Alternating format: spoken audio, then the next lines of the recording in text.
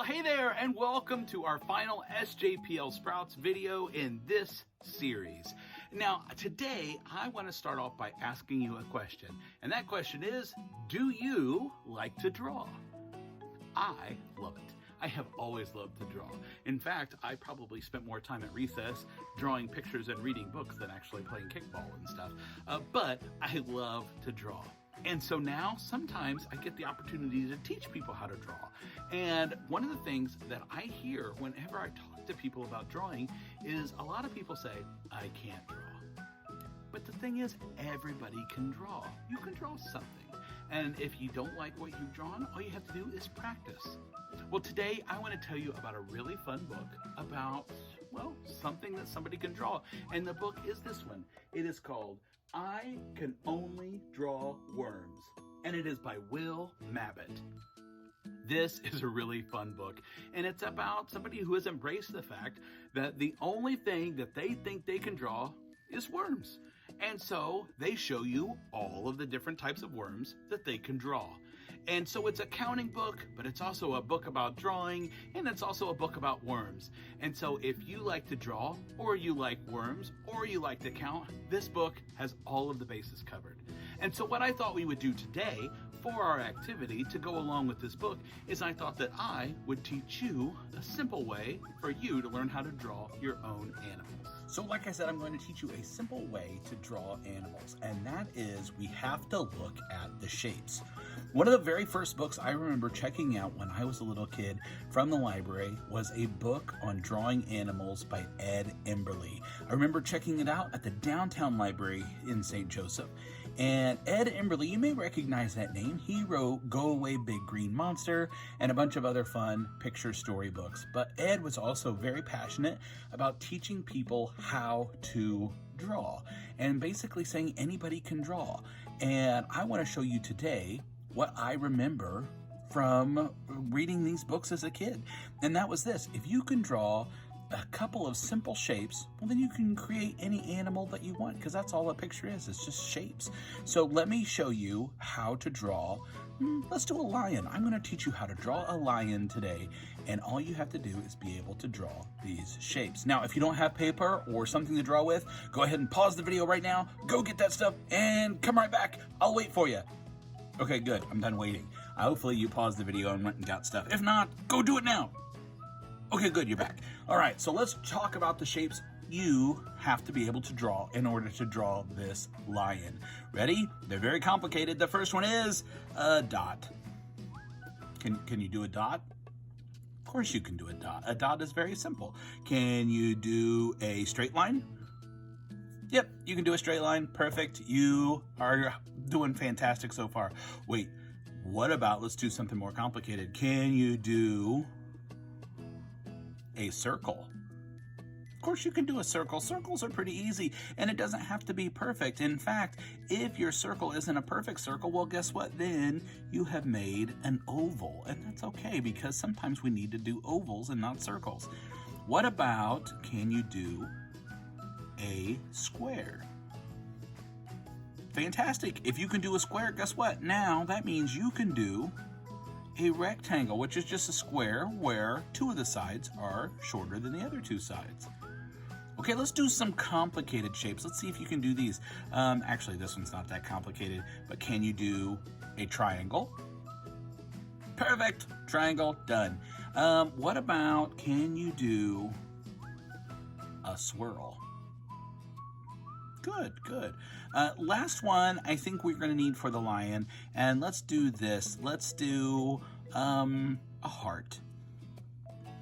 Now, heart is probably the hardest shape we're going to draw. It does not have to be a perfect heart, but if you can draw a heart and you can draw all these other shapes, you can totally make a lion. In fact, you can make almost any animal you can think of. But I want to show you how to use these shapes to make our lion. Are you ready? Okay, good. Here we go. Either get a new piece of paper, flip that piece of paper over, or if you've got enough room, just follow along. The first thing we're going to do is we are going to make a rectangle. So remember, that's like a square, but two of the sides are shorter than the other two. And at any point, if you need to pause this video to catch up, do that. But we're going to start with a rectangle. the next thing we are going to do is we're going to do that hardest shape. Let's get that hardest shape, that heart, out of the way. And in fact, I'm going to make it harder for me. It's not really harder for you, but I am going to draw that heart shape upside down. Now, the reason I said it's not hard for you is because you can draw it right side up and then just turn your paper around. But for me, I'm drawing it upside down, and you'll notice I've got it on this bottom half. So if you're going to draw it right side up, put it in the top half and then turn your paper around. Okay, ready for the next one? Let's do a triangle. Now, a triangle has 3 sides, so we're going to do one side right there. We're going to do 2 sides coming down like that, so our point is down, and then we're going to color that in. And guess what? We have just completed our lion's nose. Okay, what's next? Well, how about our dots? Let's do a couple dots. We could put a dot right there, and we can put a dot right there. Now, right now, this doesn't look like a lion, but this could be all kinds of stuff. We could turn this into a bear. We could turn this into a dog. If we gave it some big loopy ears, it could be a dog. But let's stick with the theme. Let's go ahead and stick with making this a lion. So let's do some straight lines. Ready? Let's do 3 over here. 1, 2, 3. 1, 2, 3. So that is a total of 6 lines. Very good. Now, remember how I said that if you can draw a circle, you can draw an oval? Well, guess what? If you can draw a circle, you can also draw half of a circle. So right here at the corner, we're going to draw a straight line and then just half of a circle. And let's do that again on this side. A straight line and half of a circle. Okay, there's our ears.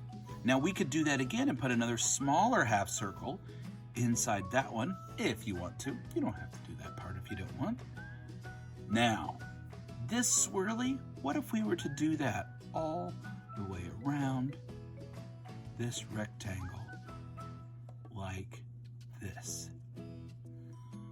Pretty good, huh? Look, we've got a lion. Now, there's a couple things we can do to our lion. We could draw a couple of triangles down here and make it look like our lion has sharp teeth. We could draw another long half oval and a little line right there, make it look like our lion has their tongue sticking out. And the most important thing we can do to our lion right now is we could do some eyebrows. The eyebrows are going to tell us how our lion feels. If we want to just draw our lines like this, oh no, that's a sad lion. Maybe this is the lion from the old folk tale about the lion that has a thorn stuck in his paw and so he's sad. What if we did the eyebrows straight across? Very serious, very serious. What if we did them going down? Ah! I don't like that lion. Let's not do that lion. I don't want to do that one. What if we did one down and then we curved another one? Very fancy lion right there. So there you go. We were able to make a lion with these shapes up here. And like I said, you can do all kinds of animals because all we're doing when we're drawing is we are finding the shapes that are in that drawing and putting them down on paper. And if you can do these, you can draw anything, including worms. Now, in each one of these SJPL Sprouts videos, we're going to give you a tip that you can use to grow your child into becoming a lifelong reader. Now, it's nothing too heavy and too preachy and too wordy, just simple things that you can do with your child to help them nurture a love of books and reading. In the first series of SJPL Sprouts videos, I talked to you about the importance of getting nonfiction books with your pre-readers, because sometimes you don't have to read the book. You can just look at the pictures and you can discuss what the pictures are, and that still has great benefits to those pre-reading skills. And I kind of want to piggyback on top of that nonfiction with today's tip, and that is to talk to you about the importance of checking out books that have instructions. They're instruction books. While it is information, there are plenty of books out there that are step-by-step guides on how to do something. First thing that comes to my mind is a cookbook. checking out cookbooks and going through and creating a recipe with your child where the two of you are reading the step-by-step ingredients, it's going to help your child not only see that books have other purposes, but it's a fun activity. And today we talked about how to draw, and I mentioned my love of Ed Emberley drawing books. Drawing books are another great resource that's out there that shows step-by-step instructions on how to create something. And so getting your hands on a nonfiction instructional book is not only a great pre-reading skill, but it's a great way to introduce your child to the vast amount of knowledge that can be had when reading.